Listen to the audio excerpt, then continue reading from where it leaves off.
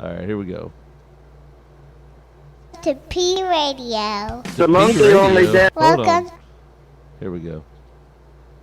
Welcome to P3 Radio. The monkey only dances as good as the guy grinding the organ handle. Demolition, we're coming for you, baby. That was my moment of I carried a watermelon. And if you're going to call me back tomorrow, whatever, You better believe I took my turn a little bit. What? Cool story, bro. PG3 Radio. Here's your host, Josh Bradley.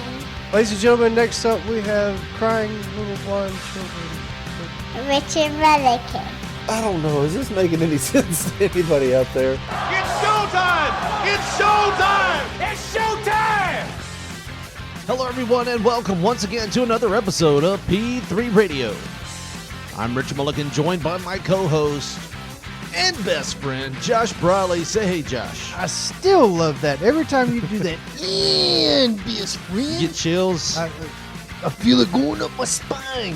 You little pop tent in my sweatpants, you know. Yeah. Pop tent and sweatpants. Yeah. It's like I can stir soup with it, you know? It's that big in a stew pot. Play a game of hide the towel with the old lady. Yeah. So speaking of being excited, we're excited. We got a big interview this week. What do we have on, Josh? This week we have none other than Kid Kash of ECW, WWF, and a little bit of WCW fame. Yeah, and that was going to be a question I'm going to ask him because I had no clue that he was even in WCW at all. Right. So that was kind of a surprise to see that. But we're going to have him up and talk to him for a little while. We don't know how long because we haven't done that interview yet.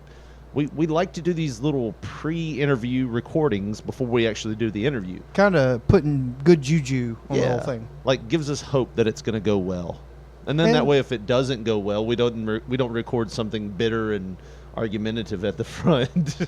And we've never done that. We've never done that. If you're thinking that, we've never done that. Yeah, I've deleted a few things from some people that might have stood us up in the past. But that's just because we might have you sounded needed like more this space. right here. And it wasn't Spellbinder. I know that sounded a lot like an older Spellbinder. It wasn't. Same demographic, I guess. But anyways, let's give him the golden shovel. Let's just bury ourselves now. But we're excited. We've got Kid Kash on. We're excited to talk to him. We've been trying to get a hold of him for a while, and finally we touched base with him. We've got him. We're going to have that interview up right now after these words from Score Big. Score Big is the leading online marketplace for tickets to sports, concerts, theater, and family events. Score Big allows you to purchase last-minute tickets to sold-out events. Also, the latest on sales of popular artists, teams, and productions. They'll get you in. They safeguard your transaction with a 100% money-back guarantee under a secure checkout with interactive seat maps to guide your purchase. And whether it's an Atlanta Braves game, Metallica concert, or a WWE event, they've got you covered. Book your seats now at tinyurl.com/P3events. That's tinyurl.com/P3events. Yo, man! Come to Florida! We got all of the sights you've been wanting to be seeing, man! Come to SeaWorld! Free your willy, man! Come to Legoland! Everything is awesome! You can come to Universal Studios. Get your Marty McFly on, man. You hear the trash can drums, man. Josh, I love it. Josh, what are you doing, man? Huh? What are you doing? This isn't Jamaica. This is Florida.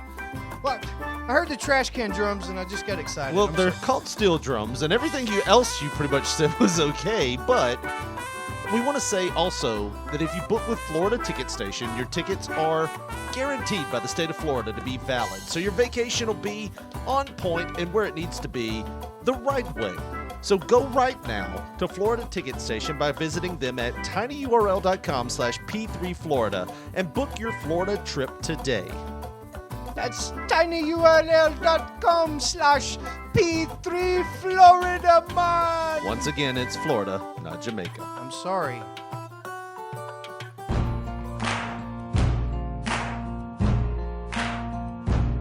Hey, it's Conrad Thompson from Something to Wrestle With. Bruce Pritchard, and you're listening to P3 Radio. Welcome back to more P3 Radio. Ladies and gentlemen, joining us right now on the P3 hotline, we have from ECW, TNA Wrestling, WWE, Wrestling Superstar Kid Kash. Kash, man, thanks for being on with us on P3 Radio today. Yeah, my pleasure. How are you? Doing great, man. How's it going with you? Oh, couldn't be better. Life's great. You know, our paths have almost crossed a couple of times. You know, when I first started wrestling, I did a fan spot in NWA TNA where Brian Christopher beat me up and pulled me out. And I think like a week or two later, you debuted. And when I started doing Memphis wrestling, we were in this angle with Spellbinder and Kevin White and all these guys. We were like in suits. And we were going to do this big thing at Redbird Stadium. And I was psyched because I was like, oh, Kid Kash is going to be there. I'll finally get to meet him. And then at the last minute, they said, okay, we don't need you guys. So I was like, man, come on. So our paths have almost crossed a couple times. So we're glad to have you here, man. Finally get to talk to you. Thank you. I'm glad to be on. How did you go about getting into the business? It was just a chance meeting with some guys back home where I lived in Waynesboro, Virginia. That's where I'm from. And I was in the gym, and there was actually a wrestling event going on in my hometown. And I mean, I was always, I was a wrestling fan and watched it. You know, I grew up on like the NWA, and a little bit of Georgia Championship Wrestling and stuff. And some of the wrestlers were in there, the Road Warriors, Tim Horner, and a bunch of them. Well, the promoter came in, and everybody kept looking at me, and they kept saying, man, you look like Brian Pillman. You look like Brian Pillman so much. And then a couple people were saying, you look like Owen Hart, too, you know. So, right. Like, you know, you're fit, you know, you're athletic and stuff. And, you know, back then I was, you know, into boxing and martial arts and wrestling and, you know, that kind of stuff, you know, like collegiate high school wrestling. So, you know, they were like, why don't you come down and check it out? So I went down and checked it out. The Rock and Roll Express was on the show, and me and Ricky Morton just kind of really hit it off, you know. We sat back in the dressing room and talked pretty much the entire show until he had to go out and, you know, and work and stuff. But, you know, just being around the guys that I had seen on TV growing up, you know, there's sitting there the Road Warriors, and, you know, there's the Rock and Roll Express and Tim Horner, you know, just a bunch of the guys. I couldn't believe that these guys were here, and they were all actually very cool, you know, and laid back. And Road Warrior Hulk bummed a dip of Copenhagen off of me. And like I had just bought the can before I got to the building, and it was fresh. So I think I had just one dip out of it, and he takes the whole entire can and shoves it in his mouth. And I just like, saved my life, brother. I was like, okay, glad I could do that, you know. But there was like 3 shows in a row, so I went back the next night to hang out with Ricky again because he invited me back, you know. And we were just, you know, having a good time and talking, and me and Ricky Morton just really hit it off. I called Ricky on my lunch break one day. I asked him, I was like, you know, were you serious about that, you know, me coming down and, you know, you working with me and getting me started? And he was like, absolutely. He goes, you get to Tennessee and I got you from there. I had a geostorm, and I went to my apartment, called my mother, my sister and brother, and they came over, and I was like, take anything you want. I don't care what you take. Just don't leave anything in the place, you know. Wow. I was a dreamer, you know, growing up. You know, I always wondered what it was like being in another state, you know, in another country. And, you know, I was like one of those guys. So I felt like this could possibly be the opportunity, you know. And, you know, my dad said, if you always, you know, if something grabs you, then don't ever let it go. You know, you always got to find out where it's gonna lead you, you know. So I just took the chance, and I got in the car and drove all the way down to Tennessee that same day, and met up with Ricky, and they took me to Elizabeth in Tennessee, where there was a big farmhouse, and Crystal Jacobs, who married Glenn Jacobs, it was her house, and a bunch of us wrestlers stayed there because Smoky Mountain Wrestling. Oh, the Smoky Mountain Flophouse, as Jericho called it. Yeah. Well, there was 2 houses. There was an apartment building in Morristown, and then there was the house in Elizabeth. Right. So there was a couple of different places for people to stay. I was with, the Glenn Jacobs. He lived there. I think D'Lo Brown stayed there a little bit. Nice. Anthony Michaels, a bunch of guys from out of state, that Right. came down to for smoking, We went on the road for a week. That was like for real. We just woke up the next morning and he was like, "Your car run pretty good?" And I was like, "Yeah." He goes, "Good, we're taking it." That is Josh, just so you know, as a rookie coming in, every veteran will ask you that question. How's your car run? Oh, yeah. Yeah. Because we're going to take it. Yes. But honestly, I've had the chance to meet Ricky when he came in for, like, Bill Dundee was one of my trainers, him and Kevin White. Love And Bill. Bill's great. So Bill would run these fair towns, like in Jackson where we're from, he would run a fair show every year, and he brought Ricky in, and Ricky was one of the coolest, one of the nicest people I've ever met in my life. So like such a human yes. being. I mean, like you see that Rock and Roll Express gimmick, and you're like, it's very close to him. He's just that cool, that laid back. He actually didn't know me from Adam, and come up afterwards, and he goes, "Big guy, you tore it down with this move. Try this next time." I'm like, "You're Ricky Morton. Why are you even taking the time for me?" But that shows you how cool he was. well, yeah. I mean, he'd never met me in his entire life, and and I just walked into the dressing. Of course, he wasn't at the gym whenever I was there with the other wrestlers, but he was at the building, and I was really impressed at the moment because the Road Warriors, Right. in the gym, working out with the guys and talking to them, and they were just so cool. And then when I got to the building, they invited me to come down, and the promoter was even like, "Yeah, I got a wrestling school," and I just kept telling him, "Man, I'm not going to pay you to train me," And to be honest, I never paid anybody to train me ever. It was just I was athletic anyway. I already had a wrestling background, and everything just came pretty easy, Right. And plus I had Ricky, showing me the slower old school way, work the crowd more than you'd work the match, Right. But about that time in that era, the high flying, ECW, all this stuff was coming out. People were paying more attention to the Mexican wrestlers and paying more attention to the Japanese wrestlers. High flying was really in. So, he kept telling me, he was like, "You have the physique, you have the height, you have the speed. You should start, integrating some high flying in with this old school wrestling." Because even back then, the veterans would say nobody even works an arm anymore. Right. Everybody just grab a headlock. Just grab something. Right, and he was right, because Yeah. I would look around and I noticed that times were changing. And he was always preaching to me, you got to change with the times. One time up in back in Virginia, doing a fair show, Greg Valentine, something happened and he wasn't going to make it. So Wahoo McDaniels needed somebody to work. And that's who I wrestled my first match, Wahoo McDaniels. Wow. Oh, God. And he beat the piss out of me. So you're saying it wasn't a high-flying affair? No, it wasn't at all. And what it was, he was already kind of agitated because he got this new guy that this is going to be his first fucking match. And, even though Ricky was talking good shit about me and stuff, it didn't matter to him. He was just that old school. And he was like, "What, fuck, all right, let's do this shit." Yeah. He starts talking carny to me, and Ricky hadn't taught me any carny yet. I kept saying, "Huh?" And he would stop what he was doing and just look at me, and he would be like, "Did you just say huh?" And then slap me right in the face. And Wow.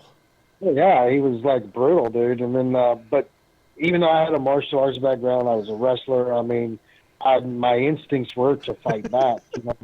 But Ricky kept, you got to respect the veterans. Always respect the veterans and blah, blah, blah. But he didn't tell me that if they start beating on you, it's okay to beat them back, because they'll probably stop and then they'll actually show you some respect after that. You guys know about the wrestling business and the level of respect, between the veterans and the younger guys and the, Exactly. the dudes and all that stuff, So yeah, he said it a couple more times, and I just kept saying, "What?"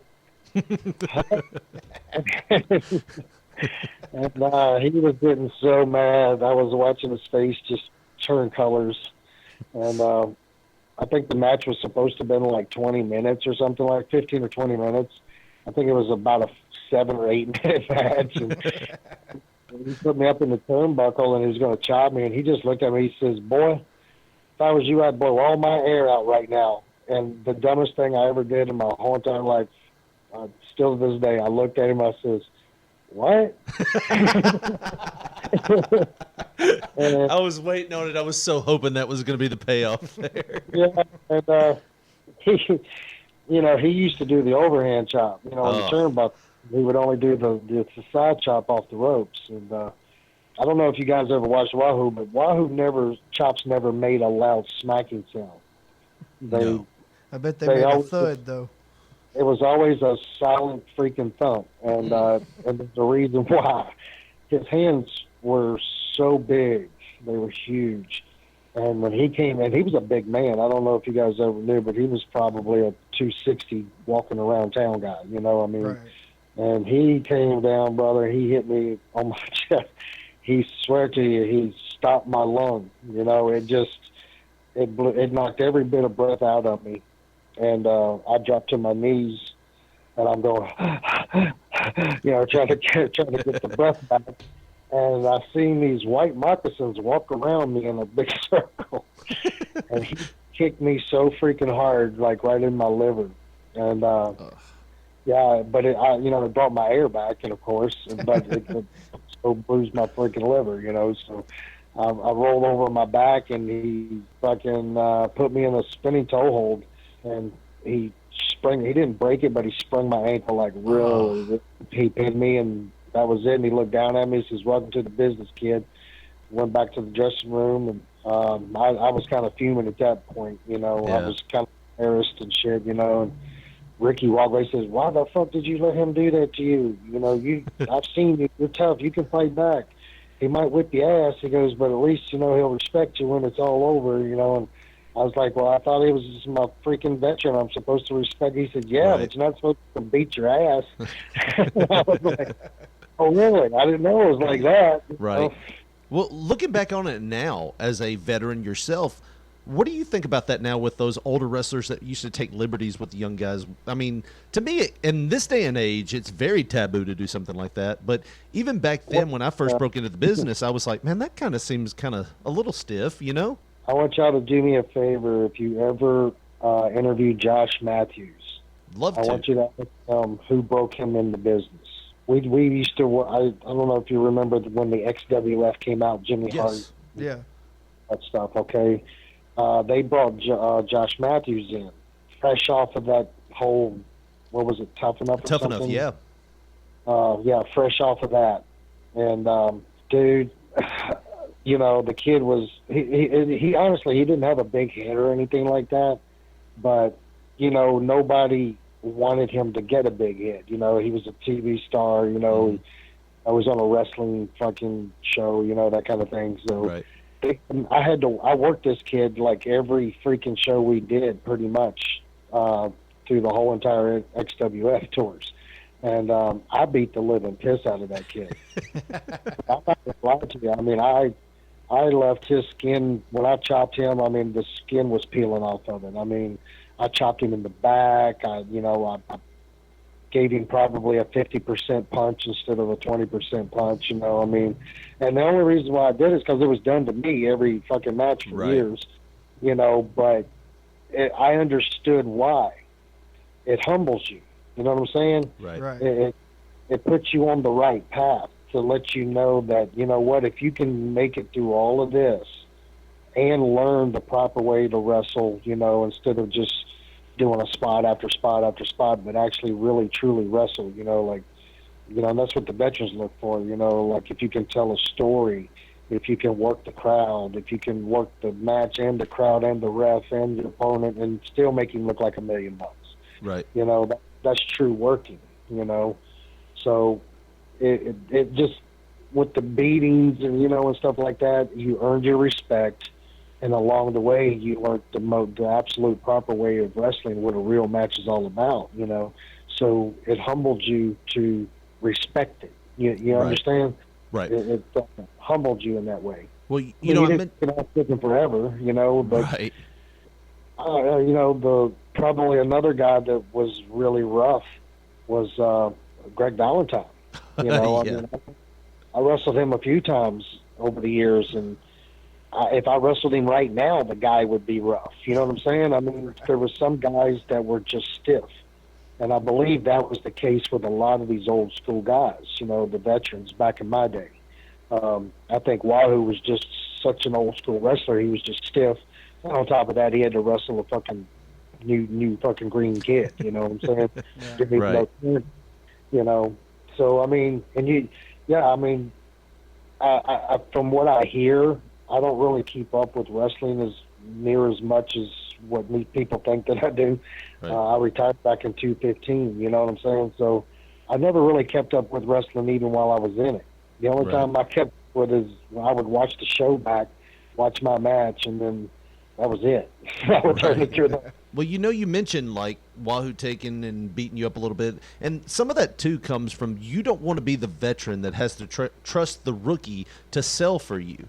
You want to, if you're going to lay it in, you're going to lay it in. And I mentioned that whole TNA thing where Brian had brought me in. Brian Christopher brought me in, and he asked my trainer. He was like, "Hey, how long's that guy been training?" He was like, "About 2 months." And I was working under a mask at the time, and he was like, "Great, so nobody's seen his face?" "No, I've got this fan spot I want to do with him." "Great."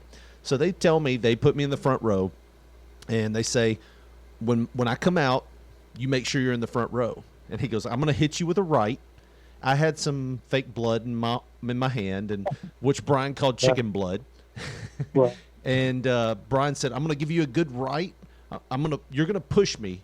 And when you push me, I'm going to punch you and pull you over the guardrail, and you're going to squirt the blood on you. I'm going to beat you up and blah, blah, blah, blah." So I'm thinking, okay, this is going to be just like wrestling training. So I'm sitting in the front row. He comes out. He spits his gum at me. I push him, and he hits me so hard that I forgot where I was. I forget, like my glasses flew off. I was wearing glasses at the time. My glasses flew off. Like I couldn't eat solid foods for 2 days. And I remember we were on the ride home. Because I had the good car. He's riding with me, kid. He's telling me, he's like, "You know how I did that? I took my pinky out. And if you take your pinky out, it makes it softer." I'm like, "Oh, great. That's wonderful, Brian." I'll take my pinky out next time I punch somebody in the face. What a lot of people don't understand about that, I'm sure you do now, but when you're in front of that crowd, that close, you have no other choice. You got to lay it in. You got to. You have to. I mean, and honestly, when you're in the ring, I mean, look how close the front row is to the ring. I mean, you got about 5 or 6 feet.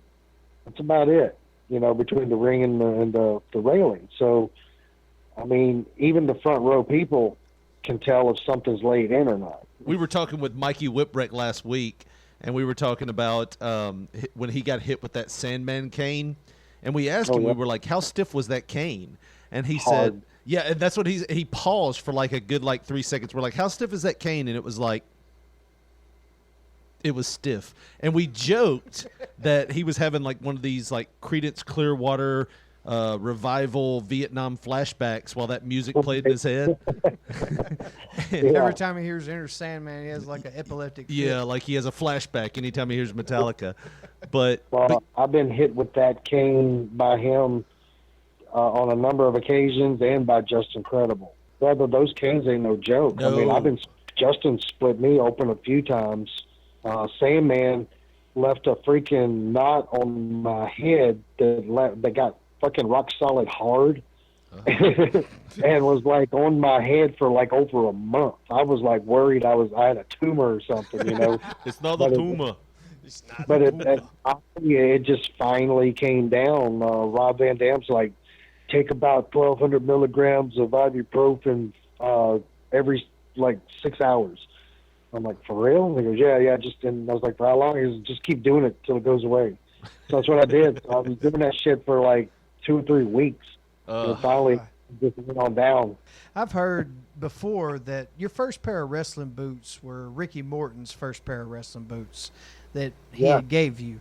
Do you still have them?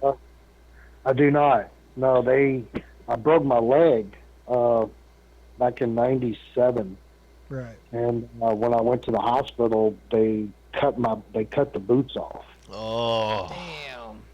Made me sick. Yeah, and Yeah. believe it or not, the outfit I had on was I don't know if it was one of his first ones, but it was like the red ones with the white fringe down the side, with the boot covers with the fringe on the side and stuff. Right.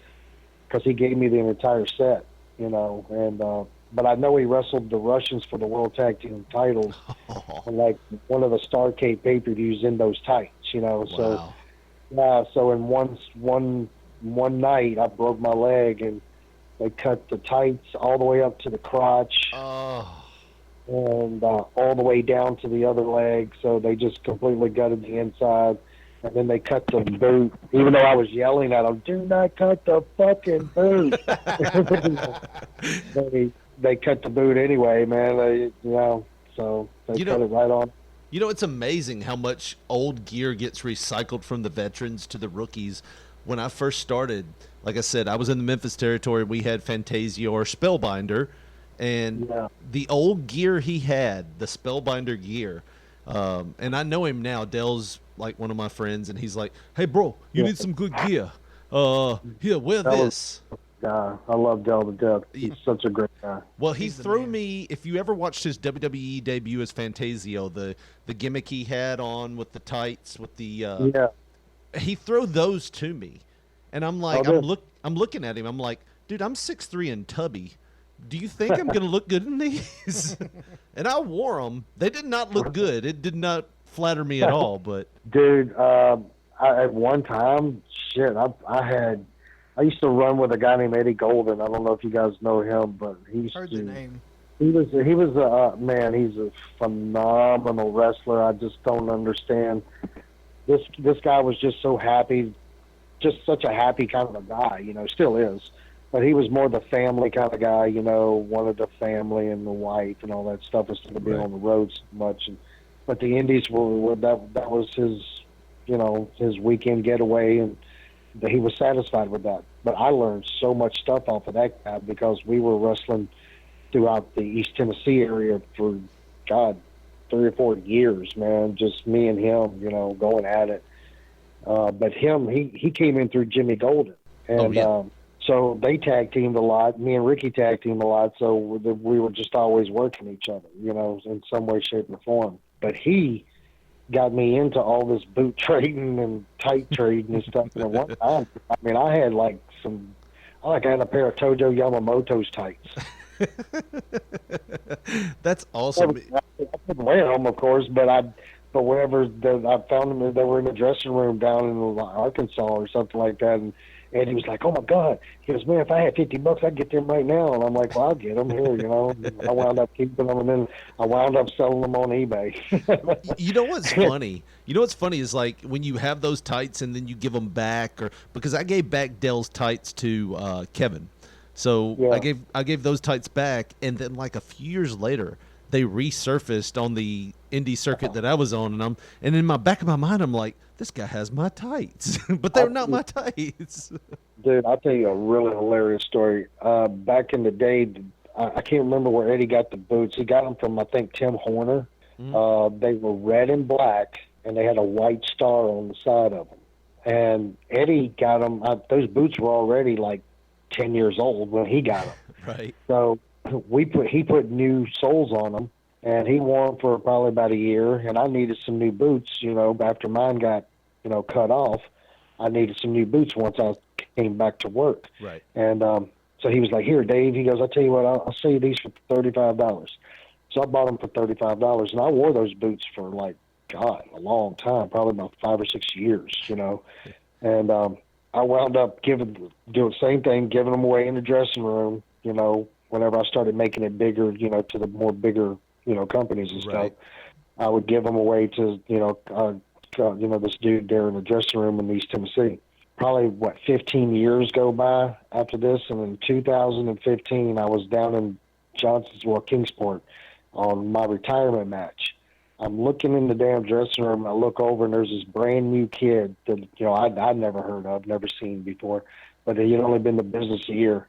You ain't gonna believe what he was wearing. He was wearing those fucking boots.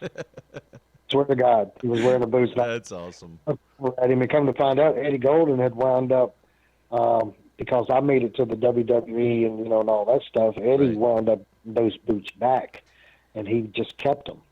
And then just one day, I guess he liked that kid and wound up selling them, I think, for $35 again to the kid. I looked over and said, "Where'd you get those boots at?" I was like, "They look really familiar."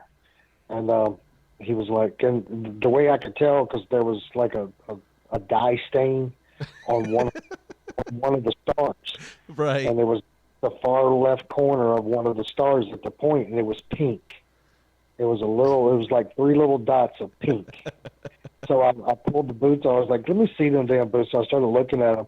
I swear to God, there was those boots. Still has your name on the tag. Yeah, I was like, where'd you get these boots? He goes, I bought them from Eddie Golden. And I was like, I'll be damned. Just a I mean, what? Those boots are probably 25 years old now. Yeah, and it was that day you realized that Eddie Golden had this epic boot rental policy that lasted 3 years. I'm telling you, man, they looked like they'd been around quite a while. They need the toes need some work, but they're still. I mean, the stock part looks great still. Well, you mentioned ECW, and I've got to ask, because the first time I saw you, it was on ECW. It was like really late at night because ECW came on here in Jackson at like 1 a.m. on a Friday night. Yeah, back then it did. It came on FSN or something like that.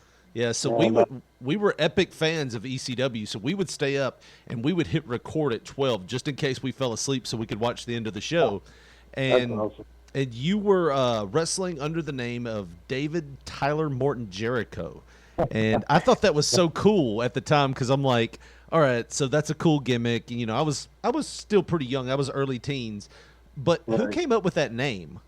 Well, honestly, couldn't tell you who came up with the name, but I didn't even know what they were going to call me until I got to the ring. And that's what they called it. I mean, seriously, because when I first went to ECW back in 95 to 90, no, it was 96 to 97, I was David Jericho then. That was it. But then I left. I wound up breaking my leg. I came back from a weekend of wrestling for ECW. We were off the next weekend, so I did an indie show, and I wound up breaking my leg real bad. Right. So I was out for like almost a year. So I went back in like 98. But when I went back in 98, they were trying to figure out what to call me. And so I don't know if you don't remember, we went through the Davey Paisano with Guido. But then they were like, we need to just come up with something original, something good. I was like, all right. And I was like, about Davey Morton. And there's like, no, you know what? As much as I respect Ricky Morton, you know what? You're two different wrestlers, and I just would rather you not use his name. And I'm like, okay. And then so somebody came up, what about Tyler? Tyler's a cool name. No, can't use that because Sandman's son's name's Tyler, and we use him in a gimmick with Raven. And I was like, okay, Davey Morton, Tyler, what? I mean, I don't know. Jericho, you don't want to use it now? Because after you left, Chris came in and really made a big impact, and then he went to WCW. Right. So let's use Jericho. I'm like, okay. I was like, well, how about just use my name, Cash? And they were like, yep, we'll use that. And I'm like, okay. So my music starts playing. I get to the ring, and next thing you know, ladies and gentlemen, Davey Morton, Tyler Jericho. But you're the second person in 2 weeks in a row, because Mikey was on, like I said, 2 weeks ago, and he said that he got a little heat because they introduced him, Mikey Whipwreck. And he said, nobody told me that was going to be my name. And they kept introducing me. He's like, Paul, he walks down. He's like, why aren't you going to the ring? And he's like, I am I supposed to? And he's like, you're Mikey Whipwreck. And he's like, oh, okay. You know what's funny? And I hate to make this all about my first wrestling experience, but my first wrestling match, Lawler's other son, Kevin Lawler, was doing the announcing, and he was like, hey, where you from, kid? And I thought it was kind of cool to say the annexed city of Bemis, because I'm from Bemis, Tennessee, and it's a little city that got annexed. And I was like, the annexed city of Bemis. And he looks at me. He's like, like with an eyebrow up, and I'm like, is that too weird? And he's like, no, it's perfect. So I'm like, okay. So I get out there, and he goes, ladies and gentlemen, from the NX City of Venus. And I'm like, what the hell is he talking about? Kevin's awesome. I've always loved Kevin Duff, man. He's hilarious. Yeah. Oh, yeah. You were around during the time period of mass transit and that whole incident. What was the attitude like, backstage with the guys? I mean, did they think it was like a happening, or was it just business as usual? We knew, well, I mean, I've been asked this so many times.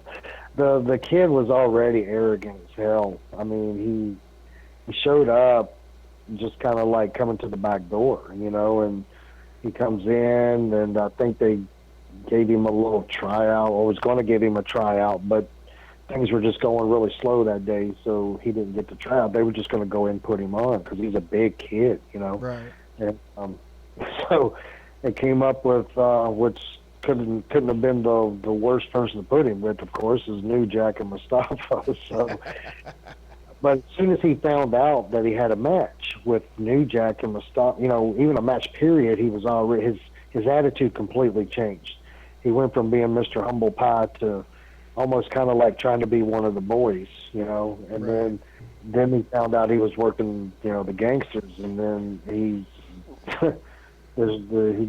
his head just really went at that time. And I don't know if you ever heard the reasoning why, but he just literally walked right on up to New Jack and was like, hey man, I got these spots, whenever you're ready we can go over them and stuff, and it was just kind of like calling the match and shit, and, propping his feet up on the tables, and like only that smoked in the dressing room was Sandman. That was it, and he generally got up and went outside, I mean, he might smoked one or two, in the building, but generally it was all outside. But this kid started firing up a cigarette, walked up to New Jack 2 or 3 times. He goes, hey, he would tell him a spot and then be like, hey, you got it right. You got it right. Well, we all, anybody that was sitting around, we're like, oh shit, But New Jack is always so forgiving and easygoing with. Yeah, well, honestly, we were not even thinking that it was going to get to the ring. We were thinking it was going to happen in the dressing room. Right. And but it, I don't know. New Jack was in, I guess, a different mood than what he normally would have been in. Got him out there in the ring, dude. And I mean, from the word go lockup, he just went right straight to him. See Mustafa look over and was like, damn, brother. Like, to his credit, I heard New Jack tried to call a spot and the kid said, huh? Was the neck kind of cut off on that one, huh? Yeah. And, of course it was a bad situation. Nothing like that is ever, cool. But to us, after watching how he was acting all day long, the things he was saying, the things he was talking about, and all this stuff, and telling New Jack, his family was going to be there. He wants to get this spot in. This kind of shit. Just that you don't do. And just be common knowledge, really. To people, but some people just never get it. But whenever it happened, when we're watching the monitor in the back, and at first, you can't really tell because back then the monitors were a little grainy, so, and so was the whole show, right. Which is on TV. But whenever he was watching on the monitor, the kid was on, kind of like face down, and New Jack pulled his head up and, did it. You couldn't really tell at that moment. But when the kid put his head, and it was funny because the kid was legitimately selling, he was like actually doing a good job, selling, screaming and stuff like that. Right.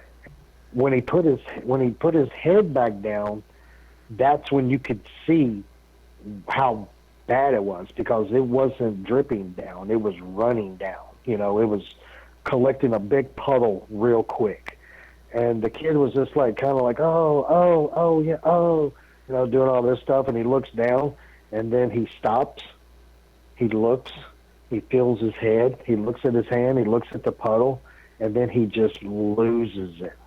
Like, it fucking loses it. I mean, we could hear him screeching like, female, volume type, all the way in the dressing room. Wow. Over a crowd, you know what I'm saying? So, I mean, and just, I don't know. Like I said, it wasn't a good thing for the business or anybody, but it happened, and sometimes that's just the nature of the beast in certain places of the world. Right. Well, as I was doing my research, we always send out a thing that says, hey, if you have questions, send them in, whatever. A friend of mine sent in a question, said, hey, ask him about WCW. And I said, I don't think he was ever in WCW. But when I started doing my research, I looked it up, and it said you were at the Last Thunder right before the promotion was purchased. Did you have a deal with WCW, or was it like a show-by-show? And if so, did you know that they were about to be sold? I didn't know. Nobody knew. Nobody, not one person knew. Not even management up until the day it happened. Yeah, I was night to night for about a month. Just they were bringing me to the shows, and a couple of nights I would wrestle on a dark match, and then some nights I would just sit there, but they were paying me regardless, Wow. And then I did the Thunder, and as soon as I walked out of the ring and through the curtain, John Laurinaitis stood right there, and he gave me a contract. And he goes, here, kid, take this, to your lawyer. Let your lawyer see it. Let your girlfriend see it. Check it out. See if it fits you. If you like it, sign it. If not, give me a call. I'm like, okay. So I took it home. I took it to my lawyer, did everything. We liked it. I called Jimmy Hart, who was helping me out at the time, a lot.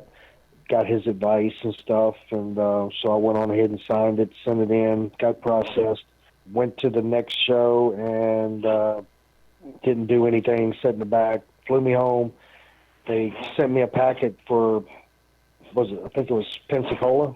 I think it was Pensacola. Panama City. I'm sorry, Panama City. Was it that big club? Yeah. Club La Vila. Club La Vila. Yeah, we were going to be out, the rings were going to be in the middle of water or something, and it's like ponds or something. But so I got my packet. I had my flight and everything like that. And the day before I was leaving, John Laurinaitis called me. He goes, "Hey kid, just stay at home on this one. I'll be calling you back on Monday. Things just took a drastic turn this morning. You're still signed. Don't worry about it. I'll call you." And I'm like, okay. So I set it out, and I actually, watched TV that night. That's whenever I found out the whole thing. And honestly, nobody in that back knew about it. Nobody. Wow. So immediately I went to work for XWF, and I signed a contract with those guys. That was actually it was through the Home Shopping Network, QVC. And with that, Jimmy got me a good deal, like a no compete. And we did I think 10 shows. Period for the XWF, and we just didn't do anymore. But I stayed under contract for another 2 years. Wow. Yeah, so I was getting paid every week. A really nice deal for another 2 years, and then right with that, I wound up going to TNA too. So I was getting the TNA check and a Home Shopping Network. So you were getting paid basically from the Home Shopping Network.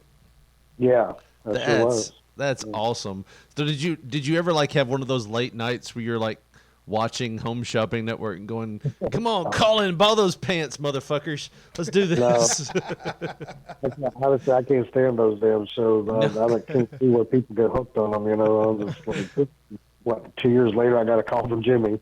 He goes, "Hey, baby, how you doing?" I was like, "I'm doing great." And he was like, "Listen, baby."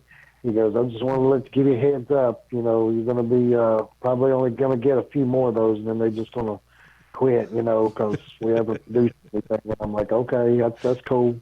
You good with that?" And I'm like, "Well, yeah, I'm fine with it. It's cool. I understand." And he's like, "Okay." What else could he expect? Was you going to be like, "Motherfucker, Jimmy"?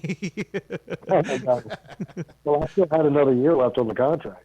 Right. Yeah, so I could have, gotten pissy about it if I wanted to, but I didn't work. I didn't do a damn thing. I mean, I did 10 shows.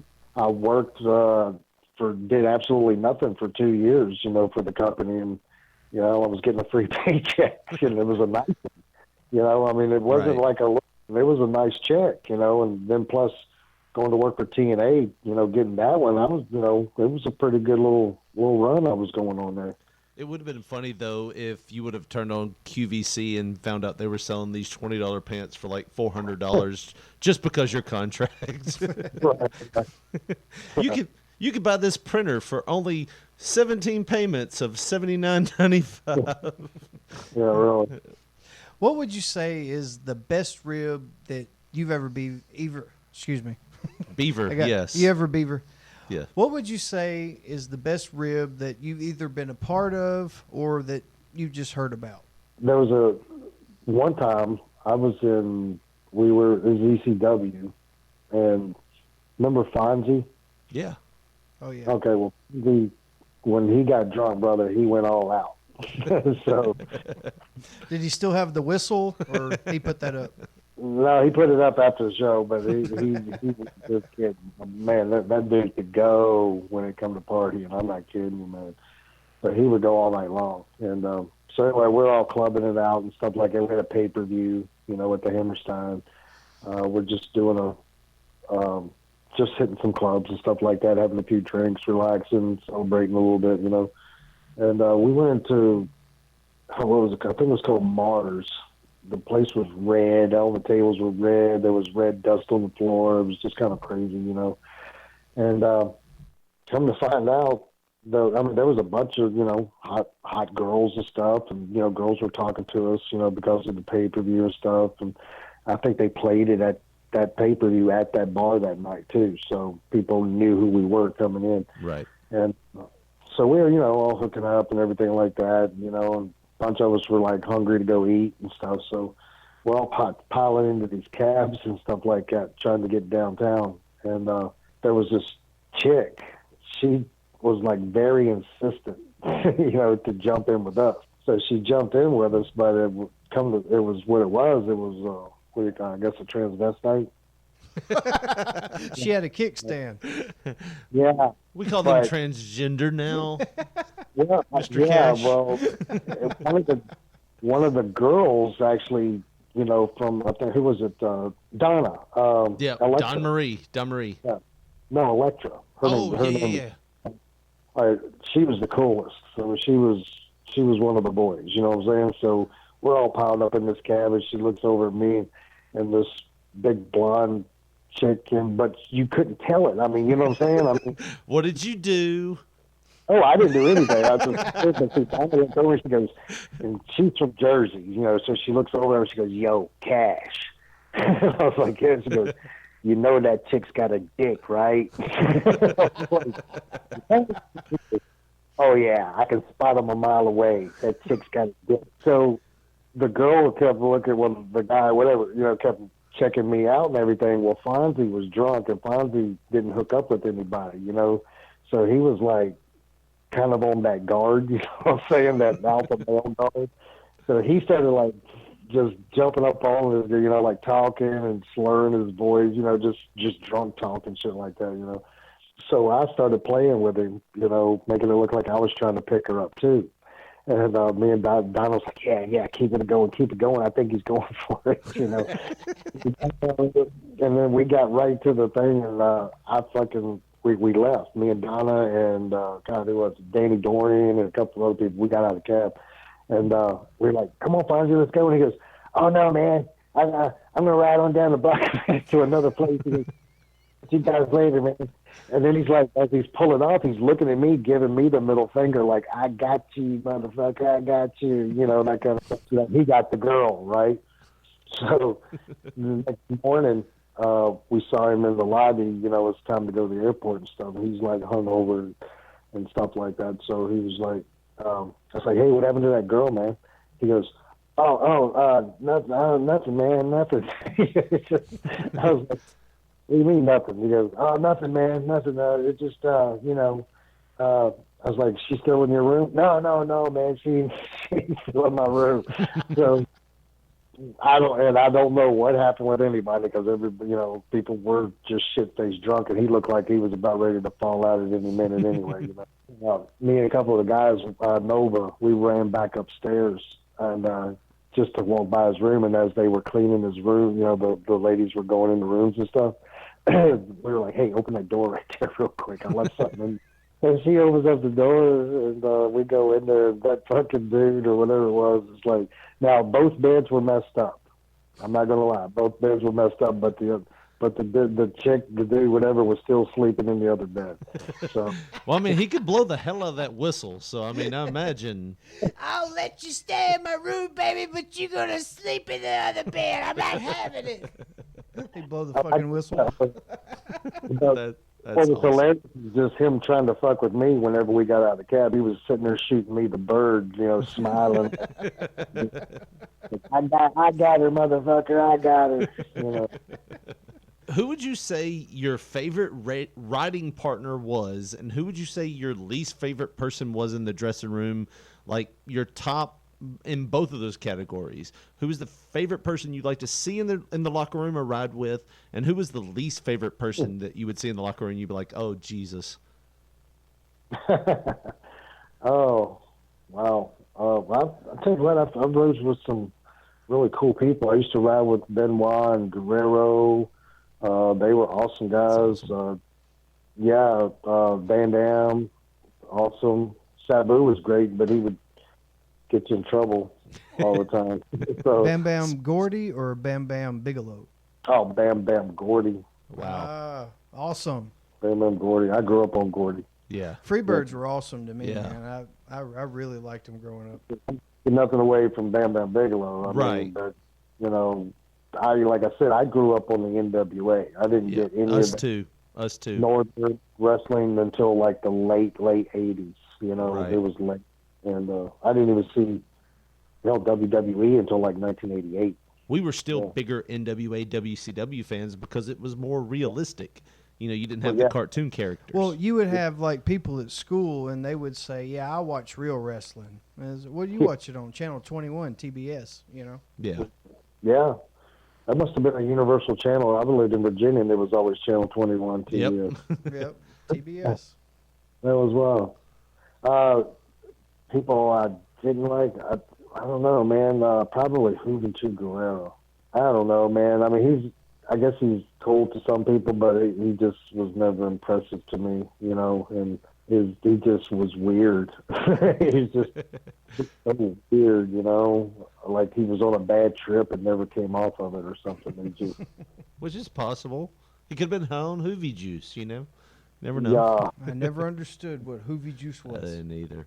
I don't think he even knows what Hoovy juice is. And what's sad about it is he's still the same person. I saw him Winston-Salem did a WrestleCon or something like that, and the poor guy, I mean, he's still, I don't know, man. At some point in your career, you slow down. It's just inevitable, I mean, your looks are going to leave you, I mean, it's just, that's part of the business. I mean, you got to know that there's an end, and that's why when I retired, I knew that this was going to end. This can't last forever, Right. But these guys think that it's just going to last forever, and I think Hoovy's one of those guys. He just doesn't get it, I don't know. There's a couple of guys like that, though. That Chase Stevens cat, he's one of them, He's an indie guy. Never really liked seeing him too much. He's just bad news and, trying to be a star so bad. You ever meet people like that? It just overtakes their lives. Right. They live their gimmick every day, instead of leaving it in the ring or in the dressing room and going home, I just think it's always going to be here, and they let their lives slip away from them, Now, Juventud, he's different because he's such a star in Mexico. Right. So he'll probably, if he hasn't already, made a lot of money. I'm sure he'll probably keep making money in Mexico for however long, because they cherish their wrestlers. You know what I'm saying? Right. He's 90 years old and make a comeback in Mexico. Right. And then they'll cherish his son and grandson Exactly. Because of legacy, yeah. yeah. And then they'll El pay the Hijo bill. de Hoover. You know, so some of these other guys, you know, like some of the guys like, you know, like Chase Stevens, you know, they got one little bite of something, you know, they got a little bit of TNA in them, and then that was it. I mean, if you think about it, their career never went anywhere else, but yet they're still trying to live that lifestyle. They're still trying to, you know, live that dream, which is fine. I mean, never give up on your dreams, but you also got to be smart enough to know when shit's about to end for you. Right. I mean, a lot of people get confused with like their perception and what really is like reality. They get confused about how they start to put themselves over in their own minds. Like, this is where I was and I was important, and they like overemphasize where they were in the business and make it seem like to themselves they should be doing more. Right. Well, I mean, you know, to be completely honest with you, I mean, everybody kind of goes through it. You know what I'm saying? Everybody. It just depends on your how strong of a willed person you are. If you got more of a life to you than wrestling. Some people live, breathe, and eat, sleep, and shit wrestling. You know, 24 hours a day. And I'm not gonna lie, I did too. But I was trying to be one of the best wrestlers in the world. I wanted to get to the WWE. I wanted to make that top money. I wanted to, you know, win those titles so I could be rich. You know, Right. Being famous was never really one of my main concerns. I wanted to make as much money as I was going to be allowed to make, and that I wanted to see how far that could go. And you know, of course, you know, the only place you'll ever really make that is in the WWE now. Right. Then you know, ECW gave me my first big deal. You know, I'd never made that kind of money before. And then when I went to WCW, it was a time and a half more than that one, you know, and I was like, whoa, now what the fuck? You know, this is nice. Right. You know, that's what kept me in the business. It wasn't the fame and fortune. Well, it was the fortune, but not the fame. You know, it was, I could give a rat's ass if I ever wrestled on TV, you know, but as long as I got that big ass paycheck, you know, Right. Hell yeah. You know, the games, you know, the video game royalties and the, you know, the DVDs and all that stuff to come along with it. You know, that's what impressed me, you know, and, you know, the traveling around the world, you know, that kept me in it for a long time too, you know. I get to travel around the world for free, and they're actually paying me to do this shit, you know, and it's great. I'm in Rome right now. Oh my God. You know, I'm in and I'm in fucking Paris. I'm in places that I dreamed of going that never figured that I would ever get to go. In 25 years, I wound up, you know, stepping my feet in over 52 countries. I got 3 passports. 3, because they're all stamped up. Right. Damn. That's awesome. Well, man, we have held you for over an hour here. We're going to have to cut it off right here, but we didn't even get to MMA. We didn't get to a lot of the WWE stuff. We're going to have you back sometime and talk to you again, man, and definitely have you on again. Is there anything that you would like to promote? I know you said something earlier about a school. Yeah, well, it's not complete yet, but I'm the project manager for a nationwide construction company, and it's basically built through investors. And one of our investments, one of the company's investments, is the East Town Mall in Knoxville. Nice. So they've invested for me to put a wrestling and MMA school inside. Wow. And they're financing, you know, all the equipment and stuff. Of course, it's going to be a partnership, you know, that kind of a thing with, you know, how it's all going to work out. My gym, my company, but, you know, they get a royalty and, you know, payment and stuff, of course, you know, for putting up everything up front and stuff like that. But yeah, it's a really nice 6,700 square feet, 24 foot cage with a 20 by 20 ring, wrestling ring. What we're teaching is Krav Maga and Aikido, grapple wrestling, striking, and then professional wrestling. Wow. So, and you couldn't ask for a better spot to be right there in the middle of that mall. That's awesome. Yeah, and right in the middle of Knoxville. You know, so we're looking to open it up completely by July 1st. That's what we're shooting for. But yeah, so it's going to be a really nice gym. It's going to have some really nice equipment in it. We went all out really, and we didn't get the top of the line stuff, but we got everything brand new, everything, ready to be broke in, man. Awesome. Well, man, as soon as that comes up, just let us know. We'll throw some promotion out there for you. Oh, yeah, And it'll be on Twitter, my Facebook, and stuff like that. My Instagram. We'll definitely plug it for you. But, man, we appreciate you being on with us today. It was awesome to have you on. We're going to have you back, talk MMA and stuff with you, too, because we do that as well. And anytime you want to come back, man, just let us know, and we'll have you on. We really appreciate it. You call me, I'll talk, bro.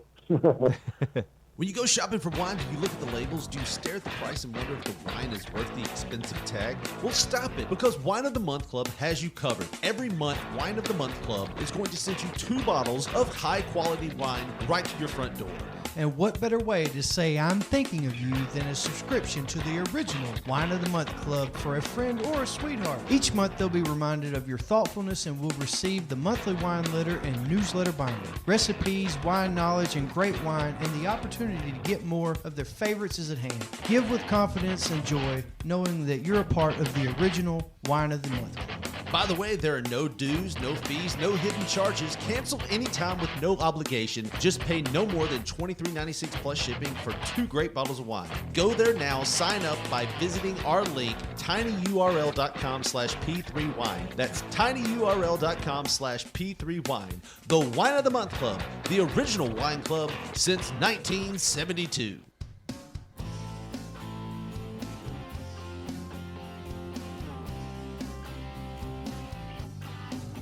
Well, the sound of that song means we've reached the end of another episode of P3 Radio.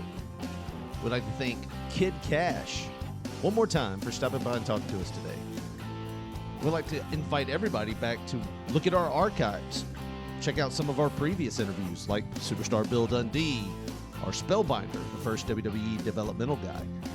But Josh, if they want to find us on Facebook, where do they go? Go to the search bar, type in Pop Poncho, and you're bound to see our picture. If they want to follow us on Twitter, where do they go to do that? P3 Radio 1. And if you'd like to send us a text or a phone call message, 731-300-6675. 731-300-6675. And of course, our email is P3Radio1 at gmail.com. P3Radio1 at gmail.com. Well, that's going to do it for us. For Josh Brawley, this is Richard Mulligan saying thank you one more time and good night.